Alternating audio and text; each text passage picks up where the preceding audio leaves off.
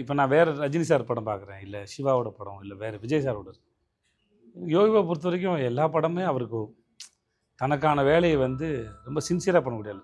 எப்படி அதை சொல்கிறேன்னா, ஒரு சீன் வந்தோடனே அதுக்கு என்னெல்லாம் பண்ணால் அந்த சீனை வந்து இன்னும் எலிவேட் ஆகுங்கிறத டப்பிங் முதற்கொண்டு அதை டெவலப் பண்ணுறதா இருக்கட்டும், இல்லை நாங்கள் செட்டுக்கு ஷூட்டுக்கு நடுவில் பேசும்போதும் சரி, ஏதாவது ஒன்று அது வந்து அது ப்ராக்ரெசிவாக இருக்கும்.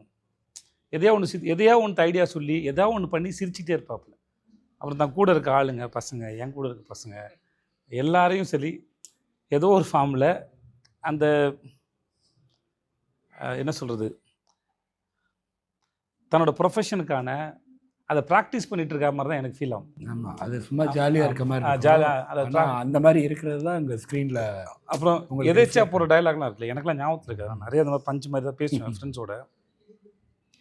இந்த ஆளுக்கு எல்லாமே ஞாபகத்தில் இருக்காது, ரொம்ப ஆச்சரியம். நிச்சயமான நான் அண்ணன் பார்க்கும்போது எஃபர்ட்லெஸ்ஸாக ஏதோ ஒன்று பண்ணுற மாதிரி இருக்குது. இல்லை, ஆனால் எப்பயுமே எஃபர்ட்லெஸ்ஸாக ஒன்று தெரிஞ்சதுன்னா அவங்க கடின உழைப்பாளின்னு அர்த்தம். அது அந்த மாதிரி இல்லை, அந்த மாதிரி கொடுக்குறது. இப்போ என்னையும் சொல்லுவாங்கல்ல, நான் அதுக்கு அது அந்த வேலையை செய்கிறதுக்கு அது ரொம்ப கஷ்டப்படணும். உங்களுக்கு அது இயல்பாக தெரியறதுக்குன்னு சொல்ல வரேன்.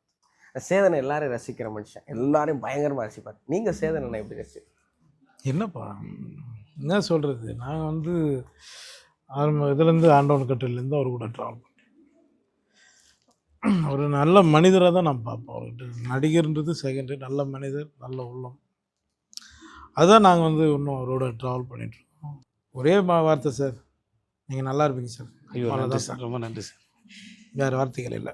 அண்ணன் வந்து அண்ணனுக்கு ஒரு வருத்தம் இருக்குங்க மேலே, அதை சொல்லிக்கிட்டே இருக்கீங்களா, டைரெக்டே பண்ண மாட்டீங்களா?